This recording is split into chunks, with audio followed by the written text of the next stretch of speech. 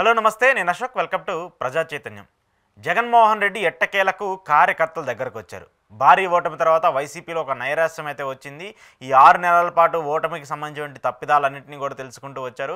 వైసీపీలో జరిగినటువంటి పొరపాట్లు కావచ్చు, వైసీపీ చేసినటువంటి తప్పులు కావచ్చు, అలాగే కార్యకర్తలను విస్మరించడం కావచ్చు, వీటన్నిటికీ ఒక ఫుల్ స్టాప్ పెట్టే విధంగా జగన్మోహన్ రెడ్డి కొన్ని కీలక నిర్ణయాలు తీసుకున్నారు. దాని అంతటికి కూడా ఒక 6 నెలల సమయం అయితే పట్టింది. అయితే ఈ 6 నెలల్లో ప్రభుత్వానికి సంబంధించి కూడా వాళ్ళు కూడా సెట్ అవ్వడానికి కూడా కొంత గ్యాప్ అయితే తీసుకున్నారు. ఈ 6 నెలల్లో ప్రభుత్వాన్ని సెట్ చేసుకోవడము, దాంతోపాటు కార్యవర్గాలకు సంబంధించి కావచ్చు, కార్యకలాపాలకు సంబంధించి కావచ్చు, వ్యవస్థలకు సంబంధించి కావచ్చు, అంతా ఒక దారిని పెట్టే ప్రయత్నం అయితే జరుగుతుంది. అయితే కూటమి సర్కార్ అధికారంలోకి వచ్చినటువంటి ఈ 6 నెలల వ్యవధిలోనే ఏదైతే ఎన్నికల హామీకి సంబంధించినటువంటి మేనిఫెస్టోలు ఇచ్చినటువంటి ప్రకటనలు ఉన్నాయో ఆ ప్రకటనని అమలు చేయడంలో కొంత వెనకబడ్డాయి. అమలు చేయడంలో వెనకబడిన నేపథ్యంలో దాన్ని ఇప్పుడు అస్త్రంగా వైసీపీ సిద్ధం చేసుకుంటూ ఉంది. వైసీపీకి సంబంధించి గతంలో అంటే ఎన్నికల సమయంలో వారు ఏవైతే హామీలు ఇచ్చారో ఆ హామీల్ని నెరవేర్చకపోవడంతో ప్రజలకి మద్దతుగా ప్రజలకు సంబంధించినటువంటి ఇష్యూస్ మీద పోరాటానికి సిద్ధంగా ఉన్నారు. అంటే రైట్ టైంలో జగన్మోహన్ రెడ్డి రైట్ డెసిషన్ తీసుకున్నారని చెప్పేసి ఇప్పుడు కార్యకర్తలు అందరూ మాట్లాడుకుంటున్నారు. అలాగే వైసీపీకి సంబంధించిన శ్రేణులందరూ కూడా మాట్లాడుతున్నారు. ఎందుకు రైట్ డెసిషన్ అంటే జగన్మోహన్ రెడ్డికి సంబంధించి ఆయన 2019 నుంచి 2024 మధ్యలో ముఖ్యమంత్రిగా ఉన్నటువంటి సమయంలో ఆయన ప్రధానంగా పథకాలకు సంబంధించి కావచ్చు, ప్రజలకు సంబంధించిన హామీలకు సంబంధించి కావచ్చు, ఇచ్చినటువంటి ప్రతి దాన్ని కూడా నెరవేర్చుకుంటూ వచ్చారు. కానీ కూటమి సర్కార్కి అధికారంలోకి వచ్చిన తర్వాత వాళ్ళు ఎన్నికల్లో ఇచ్చినటువంటి హామీలు కావచ్చు, ఇప్పుడు చేస్తున్నటువంటి పనులు కావచ్చు, ఇవన్నిటి కూడా వ్యత్యాసం కనిపిస్తుంది. దానివల్ల ప్రజల్లో వచ్చినటువంటి 6 నెలల్లోనే కొంత నిరాశ అయితే వచ్చినటువంటి పరిస్థితి కనిపిస్తుంది. దీనివల్ల దాన్ని జగన్మోహన్ రెడ్డి అడ్వాంటేజ్గా తీసుకున్నారు. ప్రజల్లో ఉన్నటువంటి ఆ వ్యతిరేకతను వాడుకోవాలని ప్రయత్నిస్తూ ఉన్నారు.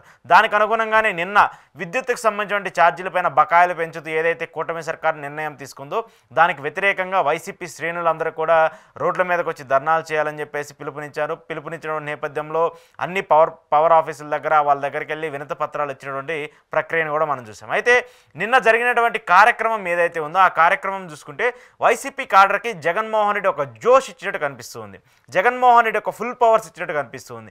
నిన్నటితో విస్తృతంగా అంటే ఇది ప్రభుత్వానికి సంబంధించి 6 నెలల పాలన తర్వాత మొదటిసారి ప్రతిపక్షం పిలుపునిచ్చి అధికార పక్షం మీద ఒక విపక్షానికి సంబంధించినటువంటి వ్యతిరేకత ఏదైతే ఉందో దాన్ని యాడ్ చేసుకొని జనాల్లోకి తీసుకెళ్లి ఒక ప్రక్రియకైతే వైసీపీ పిలుపునిచ్చింది. దాంట్లో మాత్రం 100% సక్సెస్ అయ్యారు జగన్మోహన్ రెడ్డి అనేది కూడా కార్యకర్తలందరూ అనుకుంటున్నారు. ఇప్పుడు రాజకీయ పార్టీల్లో కూడా ఇది ఒక చర్చగా జరుగుతుంది.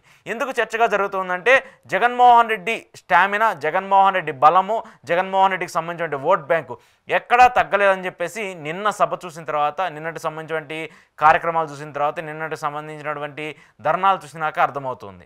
అయితే నిన్న పార్టీకి సంబంధించి అన్ని నియోజకవర్గాల వారీగా, జిల్లాల వారీగా, ప్రాంతాల వారీగా వైసీపీ కార్యకర్తలందరూ కూడా జనాల్లోకి వెళ్ళారు. జనాల్లోకి వెళ్ళి ఇప్పుడు ప్రభుత్వం ఏదైతే నిర్ణయాలు తీసుకుందో దానికి సంబంధించిన తప్పిదాలు కావచ్చు, ఎలక్ట్రిక్ ఛార్జీలకు సంబంధించిన పెంపు కావచ్చు, దానివల్ల ప్రజల మీద మోపబడేటువంటి భారం కావచ్చు, ఈ పవర్ ఛార్జెస్ ఇష్యూ వల్ల ఎంత లాభం జరుగుతుంది, ఎంత నష్టం జరుగుతుందంటూ కూడా ఒక వివరణ అయితే ఇచ్చే ప్రయత్నం జరిగింది.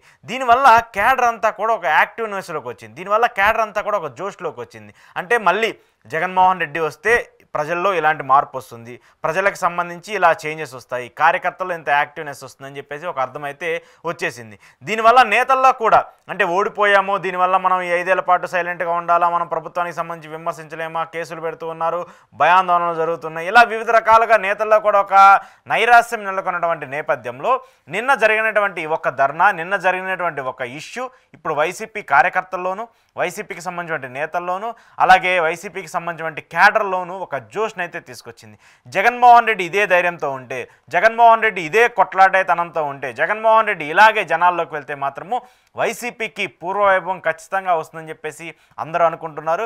దాంతోపాటు పార్టీకి సంబంధించి బలోపేతం కూడా మరింత గట్టిగా, మరింత ఫాస్ట్గా జరిగే అవకాశం ఉందని చెప్పేసి కూడా క్యాడర్లో అయితే ఒక డిస్కషన్ జరుగుతుంది, ప్రజల్లో కూడా ఒక డిస్కషన్ జరుగుతుంది. మరి జగన్మోహన్ రెడ్డి ప్రభుత్వానికి సంబంధించినటువంటి వ్యతిరేకత మీద కావచ్చు, ప్రభుత్వం ఇచ్చినటువంటి హామీల మీద కావచ్చు, ఇలాగే పోరాడితే మాత్రము వైసీపీ బూస్ట్ బ్యాక్ అయ్యే అవకాశం ఉంటుంది.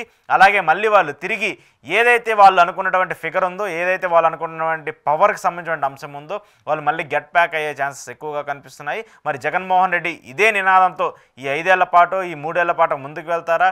ముందుకు వెళ్తే కూటమికి సంబంధించి అక్కడి నుంచి వచ్చేటువంటి వ్యతిరేకతలు ఎలా ఉంటాయి, కూటమికి సంబంధించి వచ్చేటువంటి పరిణామాలు ఎలాంటివి ఉంటాయి అనేది మాత్రం చూడాల్సి ఉంది.